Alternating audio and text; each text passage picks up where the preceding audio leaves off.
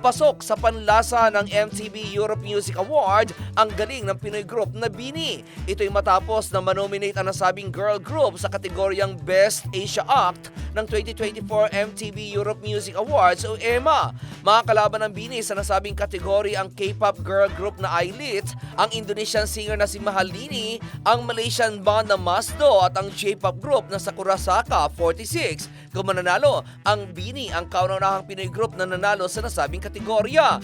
Kamakailan lang ay napasama ang BINI sa listahan ng 2024 Girl Groups to Watch ng Grammy Awards. Nag-perform din sila sa ginanap na KCON LA noong July kung saan sila ang kauna-unahang Filipino group na nag-perform sa nasabing event. At iyan aking balitang showbiz para sa impilang metodong lakas ni WIZ.